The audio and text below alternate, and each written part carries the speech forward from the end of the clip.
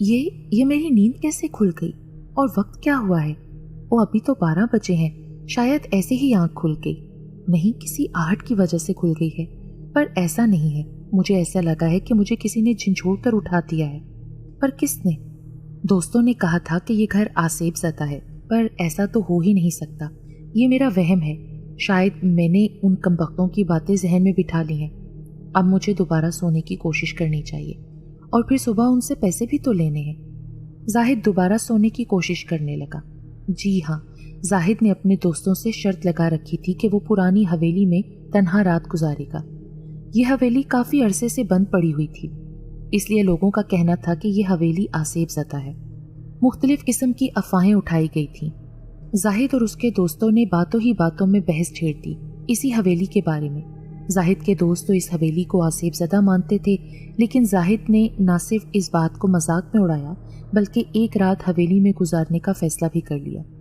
जाहिद के दोस्तों ने शर्त लगाई कि जाहिद अगर हवेली में पूरी रात ना गुजार सका तो 10,000 दोस्तों को देगा और वो आपस में तकसीम कर लेंगे, और अगर वो पूरी रात अंदर रहा तो सुबह हम दोस्त जाहिद को 2-2 हज़ार रुपये देंगे। तो फिर तय ये पाया कि जाहिद हफ्ते की रात हवेली में गुजारेगा। सब दोस्त मिलकर जाहिद को हवेली में ले गए और खुले हॉल में कैमरा लगा दिया ताकि जाहिद बेईमानी न कर सके। चूँकि हवेली बहुत बड़ी थी, 9-10 नीचे कमरे थे, यकीनन अपने वक्त में ये हवेली बहुत खूबसूरत होगी, और दरमियान में खुला हॉल था। जाहिद ने खुले हॉल में ही रहने का फैसला किया। वहाँ एक पुराना सोफ़ा सेट था। जाहिद ने सोफ़े को थोड़ा बहुत झाड़ पोंछ दिया और उस पर ही सो गया। हवेली में लाइट का बंदोबस्त तो था नहीं, इसलिए जाहिद ने सोने से पहले मोमबत्ती जला दी। लेकिन रात के इस पहर जब घड़ी तकरीबन 12 बजा रही थी तब जाहिद की आंख अचानक खुल गई, जबकि जाहिद को अभी सोए कुछ ही देर हुई थी। अब की बार जाहिद को कुछ आवाज़ें आने लगीं। ये आवाज़ें किसी के चलने की थीं, जैसे कोई चलता हुआ जाहिद के करीब आ रहा हो। मोमबत्तियाँ तो बुझ गई थीं, इसलिए जाहिद ने अपना स्मार्टफोन निकाला, फ्लैशलाइट ऑन की, लेकिन जाहिद को कोई आता हुआ दिखाई नहीं दिया। जाहिद की पेशानी पर पसीना आने लगा। उसे हैरत हो रही थी कि नज़र कोई नहीं आ रहा, लेकिन आवाज़ बाकायदा आ रही है। ये क्या मौमा है? देखिए जी, आप जो कोई भी हैं सामने आए। ये कहते ही जाहिद सोफे पर से उठ गया। उसके सोफे से उठने की देर थी कि सोफ़ा हवा में ऊपर को उठ गया। ये देखकर तुम्हारे हैरत से जाहिद के रोंगटे खड़े हो गए। उसे अपनी कुव्वते बिनाई पर यकीन नहीं आ रहा था।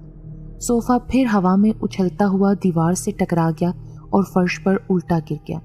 फिर अचानक दीवार पर लगी हुई घड़ी, जिसके गिर्द मिट्टी की तह जमी हुई थी और मकड़ी के जाले भी थे, वो एकदम नीचे फर्श पर गिरकर चकनाचूर हो गई। घड़ी के गिरने से पैदा होने वाली आवाज़ से जाहिद ने चीख मारी और कानों पर हाथ रख लिए। ये सब क्या हो रहा है? बंद करो, ये सब बंद करो। जाहिद ने तकरीबन चिल्लाते हुए कहा तो एक तेज हवा का झोंका आया। हवा इतनी तेज थी कि तूफान का गुमान था।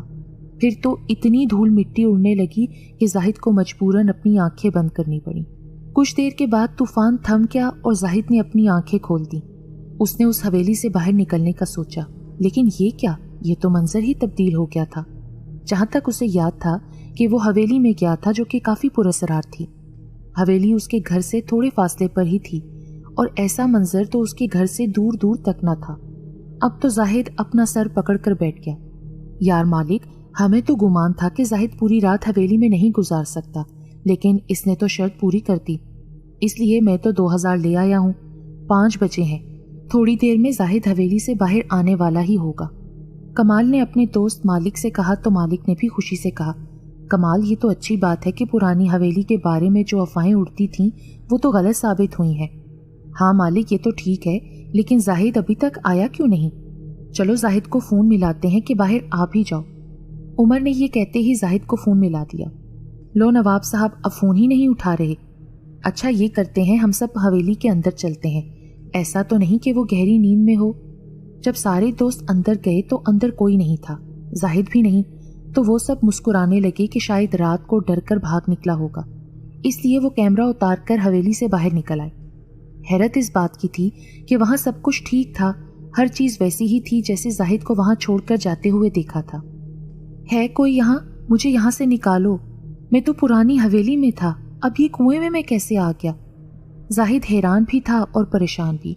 उसे तो यकीन भी नहीं आ रहा था कि वो जाग रहा है, उसे लग रहा था कि वो कोई ख्वाब देख रहा है और फिर अभी जाग जाएगा, लेकिन ये ख्वाब तो टूट भी नहीं रहा।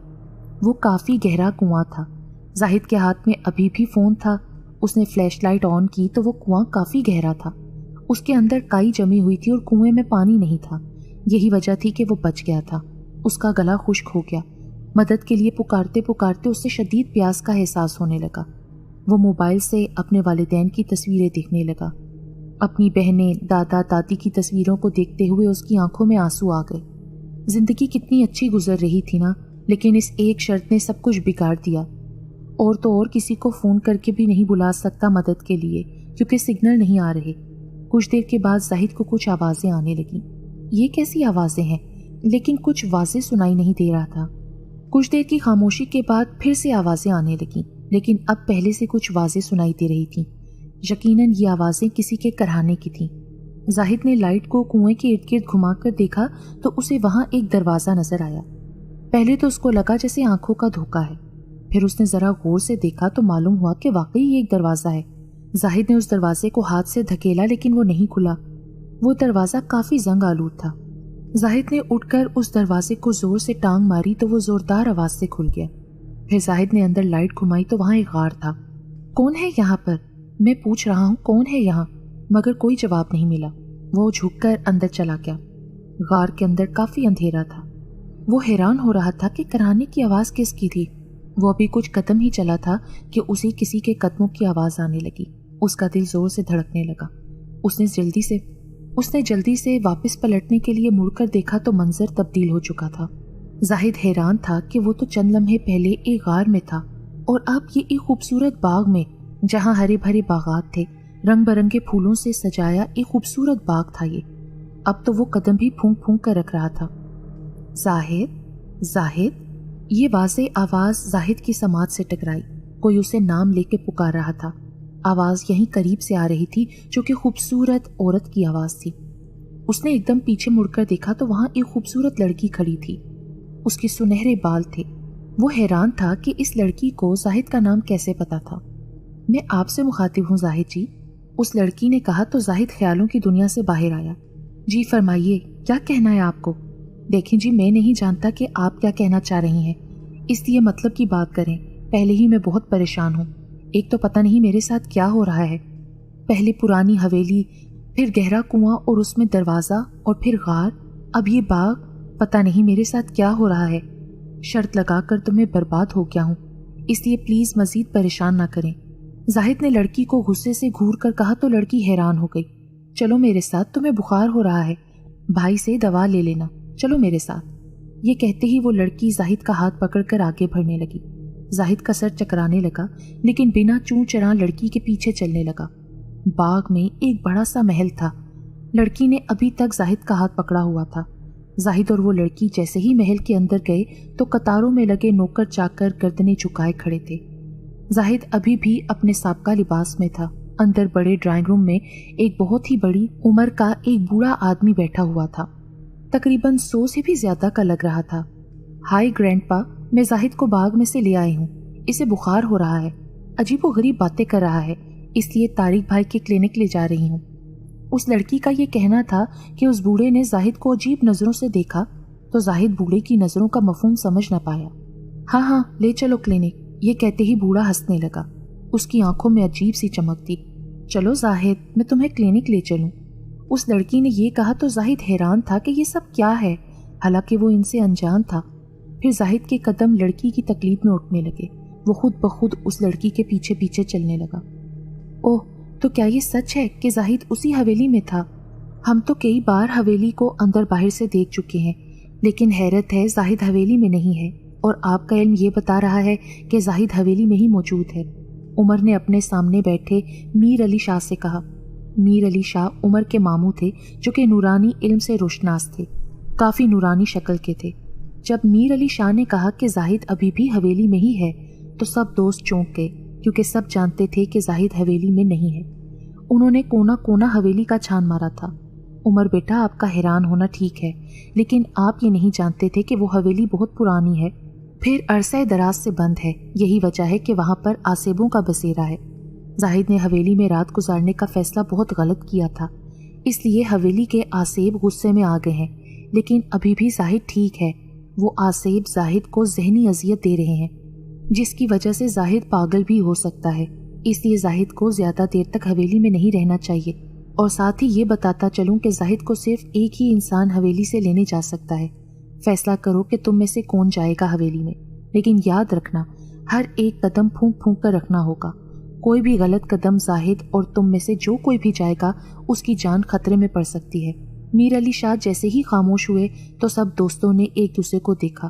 تب حامد بولا، بزرگ بے شک آپ ٹھیک کہہ رہے ہیں، لیکن کیا یہ نہیں ہو سکتا کہ ہم پانچوں اکٹھے جا کر اپنے دوست کو زندہ سلامت لے آئیں؟ اگر یہ نہیں ہو سکتا تو پھر میں اکیلا جانے کے لیے تیار ہوں۔ حامد کی اس بات پر سب دوستوں نے حامد کو دیکھا اور پھر میر علی شاہ کو۔ چونکہ حامد بہت ڈرپوک تھا، اس لیے کوئی بھی دوست حامد کے اکیلے جانے کے فیصلے سے مطمئن نہیں تھا۔ میرا بچہ، اگر ایسا ہو سکتا تو میں ضرور تم پانچوں کو جانے کی اجازت دیتا، لیکن تمہارے جانے کی اجازت میں نہیں دے سکتا، کیونکہ وہاں آصیب کا سامنا تم کیسے کرو گے؟ میں ایسا خطرہ مول نہیں لے سکتا۔ باقی سب فیصلہ کرو کہ تم میں سے کون ایک جائے گا۔ اور ہاں، باقی سب بھی فارغ نہیں بیٹھو گے، بلکہ یہاں بیٹھ کر دعا اور وظیفہ کرو گے جو میں تم لوگوں کو بتاؤں گا۔ دوستو، میری دعا تو بہت لیٹ قبول ہوتی ہے، کیوں نہ میں ہی چلا جاؤں؟ شاہ صاحب، آپ کا کیا خیال ہے؟ یونس نے کہا تو سب دوست مسکرا دیے۔ اچھا، اگر باقیوں کو کوئی اعتراض نہ ہو تو مجھے ٹھیک لگ رہا ہے۔ شاہ صاحب نے سب کو دیکھا تو انہوں نے ہاں میں سر کو ہلا دیا۔ ہاں تو یونس، تم ہو بڑے ہوشیار، لیکن جلد بازی بالکل نہ کرنا، سوچ سمجھ کر آگے بڑھنا، میری بات کو پلے سے باندھ لو۔ اللہ کا نام لے کر جاؤ یونس، ہماری دعائیں تمہارے ساتھ ہیں۔ ٹھیک ہے، انشاءاللہ میں زاہد کو زندہ سلامت واپس لے آؤں گا۔ پھر یونس اپنے سب دوستوں سے ملا اور میر علی شاہ کی ضروری باتیں ذہن میں بٹھاتے ہوئے حویلی کی طرف جانے لگا۔ باقی سب دوست بھی دعا کو تھے۔ بیرونی گیٹ سے اندر آتے ہوئے یونس بڑبڑانے لگا، اگر کوئی حویلی میں ہے تو معاف کر دینا، ایسے بلا اجازت اندر آ رہا ہوں۔ اصل میں یونس کو حویلی کی خاموشی سے وحشت ہو رہی تھی۔ میر علی شاہ کی سرگوشی یونس کے آس پاس سے آنے لگی۔ یونس ادھر ادھر دیکھنے لگا، لیکن میر علی شاہ اسے دکھائی نہ دیے۔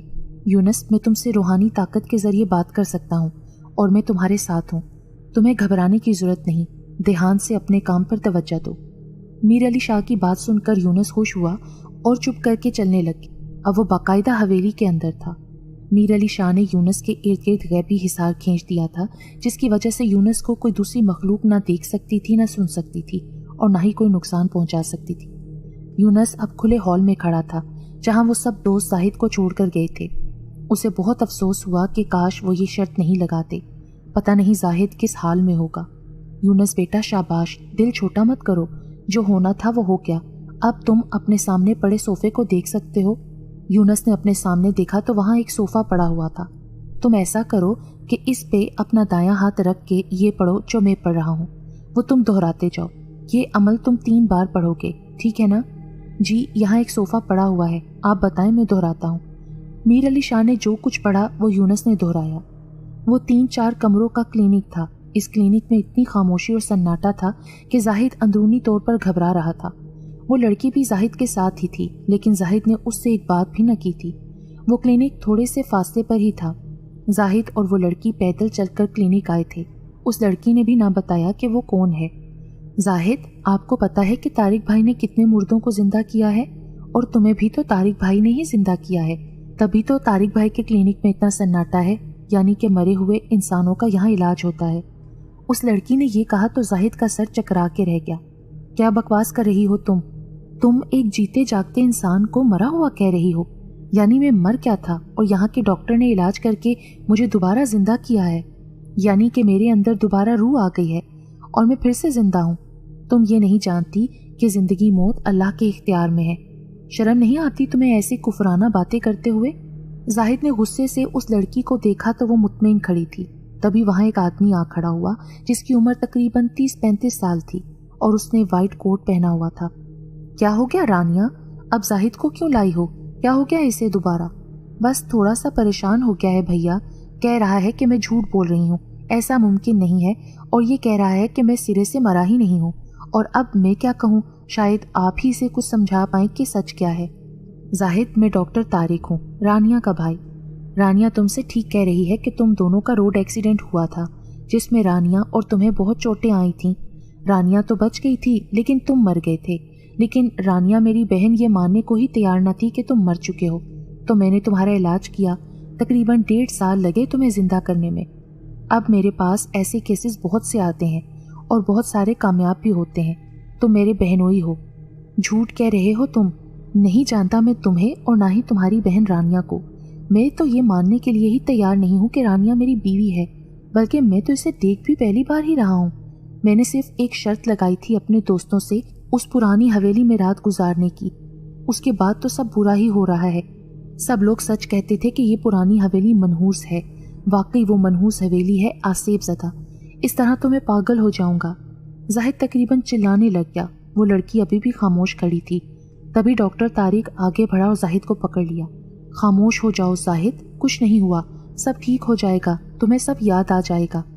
اچھے بھلے تم ٹھیک ہو گئے تھے، سب یاد آ گیا تھا، پھر سے کتنے خوش ہو گئے تھے تم دونوں، ہنسی خوشی زندگی گزارنے لگ گئے تھے تم، لیکن ابھی بھی کچھ نہیں بگڑا۔ میں دوبارہ تمہارا آپریشن کروں گا۔ آصف بیٹا، دانش اور کاوش ادھر آؤ، زاہد کو آپریشن تھیٹر لے چلو۔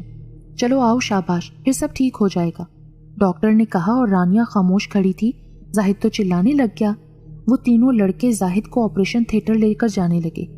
دیکھو رانیہ، کچھ نہیں ہوا مجھے، میں ٹھیک کہہ رہا ہوں، میں نہیں جانتا تم لوگوں کو، تم لوگ کون ہو آخر؟